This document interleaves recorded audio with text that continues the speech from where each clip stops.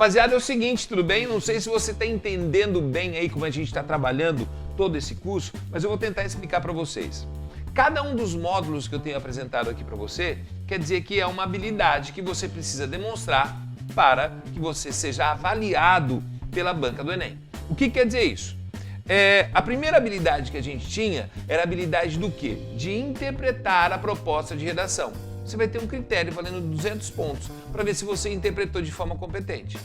Por isso que a gente trabalhou parte a parte, qual é o assunto, qual é o tema, qual é a tese, qual é a forma, qual é o gênero textual, usa ou não usa a coletânea, tudo bem? Segundo, eu tenho uma habilidade de pensar a minha redação. Se é um texto dissertativo, precisa ter uma tese. E eu disse para vocês, olha, tem uma característica do texto dissertativo do Enem que você precisa indicar a solução para o problema, então vamos problematizar. Uma tese problema, causa, consequência, comprovação e solução.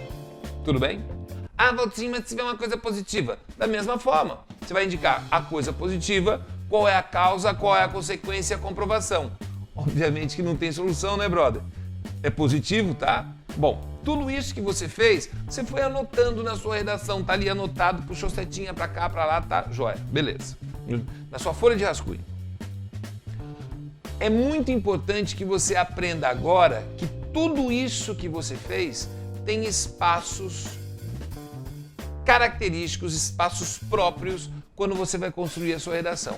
E é isso que a gente vai trabalhar com você agora. É uma coisa que você pensa que sabe, que você pensa que trabalha, mas muitos de vocês não conseguem fazer isso de uma forma bem clara, tá? Então vamos lá?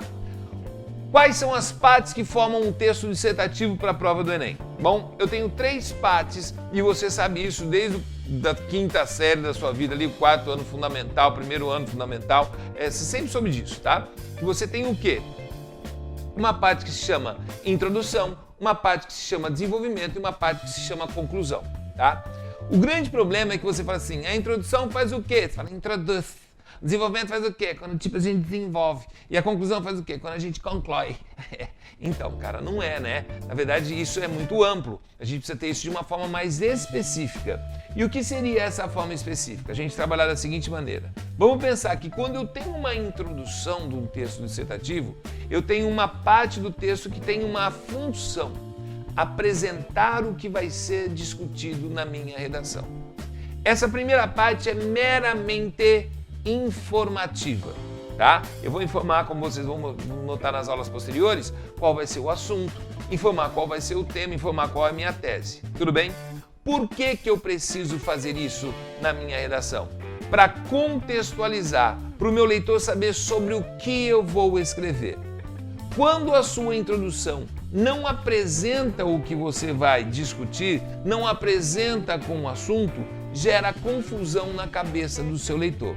Então, a primeira coisa que eu preciso entender é que a introdução vai apresentar, informar sobre o que eu vou discutir. Se você, por acaso, não pensou antes, é óbvio que você vai ter dificuldade para fazer a introdução. Você não faz introdução ou deixa de fazer a introdução porque deu branco. Você não fez introdução porque você não pensou. Então não deu branco, está branco. Então o que você tem que fazer? Pensar antes, tudo bem? Segunda coisinha, o meu desenvolvimento tem a função do quê? O meu desenvolvimento tem a função de discutir a minha redação, ou seja, é aqui que eu vou ter o quê? A apresentação dos argumentos, é aqui que eu vou ter a apresentação da reflexão, é aqui que eu vou ter a apresentação da comprovação, ou seja, causa, consequência, apresentar um exemplo para isso. É nesse local em que eu construo a discussão do meu texto, que eu demonstro que eu consigo observar algo, fazer um julgamento de algo e defender a minha ideia. Tudo bem? Cara, você consegue entender que são funções distintas? Se eu coloco só informação no meu desenvolvimento, eu não estou fazendo um texto dissertativo. Eu estou fazendo um texto informativo. E, portanto, eu vou desviar da minha proposta de redação. Então, a introdução apresenta o que vai ser discutido. O desenvolvimento discute. E a conclusão faz o quê? Encerra, põe em cabo, termina essa discussão. Fazendo como? Trazendo tudo o que eu disse, tudo o que foi dito durante meu texto e, no caso do Enem, indicando uma solução ou um prognóstico, como vocês vão ver nas estruturas posteriores. Bom, Valtinho, eu vou perder muito tempo fazendo isso na minha redação, eu já vou estar escrevendo feito um louco. Não. O que a gente vai fazer nessa aula de agora, nessas próximas aulas, vai ser justamente o quê? Mostrar para você caminhos para que isso seja feito de uma forma ágil e efetiva. Ou seja, como é que eu monto a minha redação se eu tenho uma tese? Como é que eu monto a minha redação se eu tenho mais do que uma tese? Como é que eu monto minha redação se eu tenho uma tese positiva e uma tese negativa? Então a ideia é que você tenha um desenho e que você preencha essas lacunas antes mesmo de escrever. Vai ser o roteiro para a construção da sua redação. E por incrível que pareça, cara, tem muita gente que pensa que é perder tempo. Não é. Isso facilita muito a sua redação, principalmente na hora da escrita.